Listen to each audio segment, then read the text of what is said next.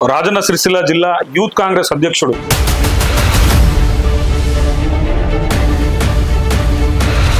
కౌడగాని వెంకటేష్ అన్నతో నేనున్న మిత్రులారా,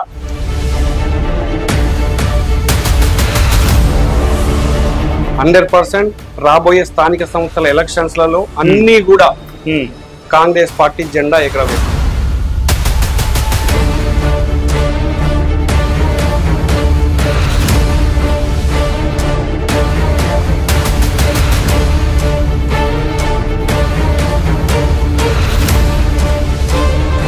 సో నేను ఏమంటున్నా అంటే, చొప్పదండ నియోజకవర్గానికి సంబంధించిన వెంకటేష్ అన్న సిరిసిల్ల జిల్లాలో ఎట్లా పాతగలిగిన జెండా 9314 ఓట్లతో నేను విజయం సాధించడం జరిగింది. ఓకే, ఏంటంటే నేను ఇంతకు ముందు ఓటమి చెందినప్పటికీ కూడా ఆ పాత పరిచయాలు ఎక్కడా నెగ్లెక్ట్ చేయలేదు.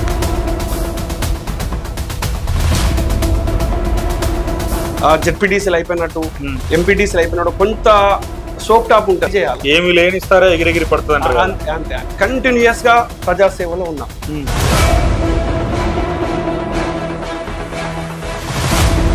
మీరు అసలు రాజకీయాల వైపు ఎందుకు చూడాల్సి వచ్చింది?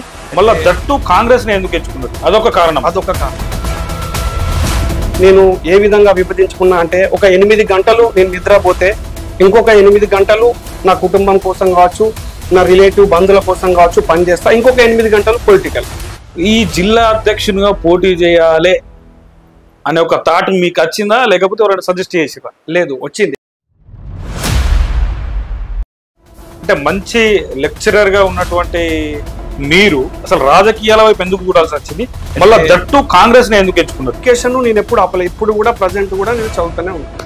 ఓకే, 2 పీజీలు ట్రాన్స్పోర్టేషన్ ఇంజనీరింగ్, అదే విధంగా స్ట్రక్చర్ ఇంజనీరింగ్ 2 పీజీలు చేసిన, ఒక పిహెచ్డి చేసిన, బీటెక్ సివిల్ ఇంజనీరింగ్ చేసిన. ఓకే, మీరేమో youth Congress president for Sircilla, అవునా? మీ కాన్స్టిట్యున్సీ ఏమో చొప్పదండి. అవును. సో మేడిపల్లి సత్యమన్న దగ్గర ఉంటాడా, ఆది శ్రీనివాస్ దగ్గర ఉంటాడా, కేకే మహేందర్ రెడ్డి దగ్గర ఉంటాడా వెంకటేష్ అన్న? ఇక పార్టీ విషయానికి వచ్చినప్పుడు రైట్, తన అడుగు జాడలను మనం పనిచేయాల్సిన అవసరం ఉంటుంది. అవును, నా బాస్ అంతే. ఇంకా ఇన్స్పిరేషన్ మేడిపల్లి సత్యమన్న.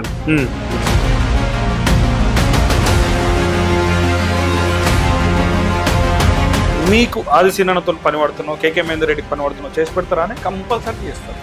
నాకున్న సమాచారం ప్రకారం బోయిన్పల్లి మండలం నుండి వెంకటేష్ జెడ్పీటీసీగా పోటీ చేస్తాడు, రిజర్వేషన్ అనుకూలిస్తాయి. అట్లేం లేదన్న, లోకల్ బాడీ ఎలక్షన్స్ లలో ఖచ్చితంగా విజయ తీరాలకు చేర్చి నీ మనసులో ఏముందో చెప్పరాదే. మీ ఇంటర్వ్యూ ఎట్లాగో మేడిపల్లి సత్యమన్న చూస్తాడు, చూసినాక వెంకటేష్ కి ఇది కావాలి కనీసం. జెడ్పీటీసీ అనేది నాకు ఒక కళ. సరే, ఏమనంటే నువ్వు చిన్నోనివి, భవిష్యత్తు ఉంది, సో ఖచ్చితంగా నాకు అవకాశం ఇస్తారు అని నేను నమ్ముతున్నాను. అంటే ఎటువంటి స్కామ్ లేని స్కీమ్లు కాంగ్రెస్ లా ఇంప్లిమెంట్ అవుతున్నాయి. గత 10 సంవత్సరాలలో ప్రతి స్కీమ్ లో కూడా స్కామే. గులాం చేసేటోళ్లకు హెల్ప్ చేసేటువంటి ఒక స్కీమే తప్ప ఒక ఎమ్మెల్యే అభ్యర్థికి వాళ్ళు 100 కోట్ల రూపాయలు పెట్టారు. సామాన్యుడు కూడా వెళ్ళి ముఖ్యమంత్రిని కలవచ్చు. మరి ఇంతకు ముందు ఆ పరిస్థితి ఉందా? అంతకు ముందున్న సుంక రవిశంకర్ ఏ కార్యకర్తను గానీ ఏ సామాన్య ప్రజలు పట్టించుకోలేదండి. పర్మిషన్ కావాలా మా మండలికి? బోయినపల్లి మండల కేంద్రంకు రావాలంటే ఫస్ట్ దొర పర్మిషన్ ఇస్తేనే తను వచ్చేది.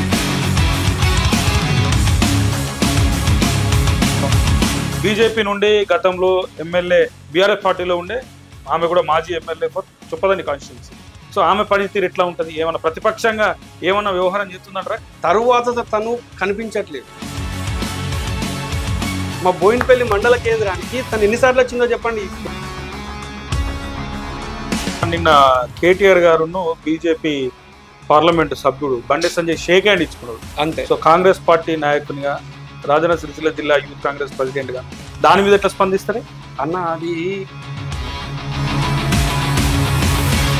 ఎలక్షన్స్ వస్తేనే మనం రాజకీయం చేయాలి. ఎలక్షన్స్ లేనప్పుడు మనము అంటే ఇలాంటి సమావేశాలు, నమస్కారాలు, ప్రతి నమస్కారాలు, అది సమస్యల మీద కొట్లాడు అంతే, అవి నడుస్తాయి. డబ్బులు ఎక్కువ ఖర్చు పెట్టి మిమ్మల్ని ఓడగొట్టే ప్రయత్నం చేస్తే వెంకన్న వాళ్ళకి సమాధానం. డిప్యూటీసీగా పోటీ చేస్తా అంటున్నారు. మీకు బీఫామ్ ఇచ్చి బయలుదేరమంటే ఈ రోజులలో జెడ్పీసీగా ఎలక్ట్ కావాలంటే అప్రాక్స్గా ఏం లేదన్నా ఒక 50-60 లక్షలు అయితే చేతులు ఉన్నారు. మరి ఎంత ప్రిపేర్ చేసి పెట్టుకున్నాడు ఇంకా? అంటే డబ్బు పెడితేనే నాయకుడు, లేదంటే డబ్బు ఉంటేనే నాయకుడు అనే ఒక వ్యవస్థలోకి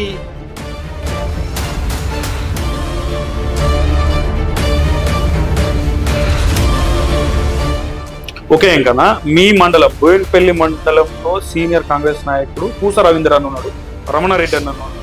సో వీళ్ళందరి సహకారం ఎట్లుంటుంది? రేపు పొద్దున వెంకన్న బీఫామ్ దక్కించుకొని మేడిపల్లి సత్యం గారి దగ్గర బయలుదేరితే వీళ్ళ మద్దతు ఎట్లా ఉంటుంది అనుకుంటారు? వాళ్ళ హెల్ప్ తోనే నేను ముందుకెళ్తాను, అందులో ఎటువంటి అనుమానం లేదు.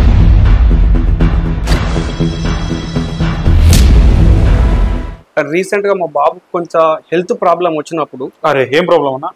తనకి హెల్త్ ఏంటంటే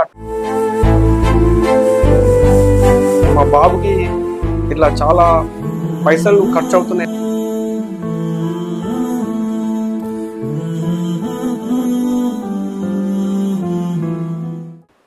అటు చొప్పదండి కాన్స్టిట్యున్సీ ప్రజలకి ఏం చెప్తారు?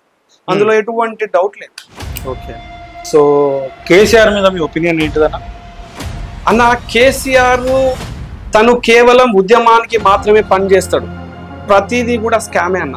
అప్పుడున్న కేసీఆర్ వేరు, అధికారం వచ్చిన తర్వాత ఉన్న కేసీఆర్ వేరు. వాళ్ళు చెప్పిన వాళ్ళకే టికెట్లు, వాళ్ళ ఎంబడే ఉండు, వాళ్ళ ఆధీనంలోనే పనిచేసుడు.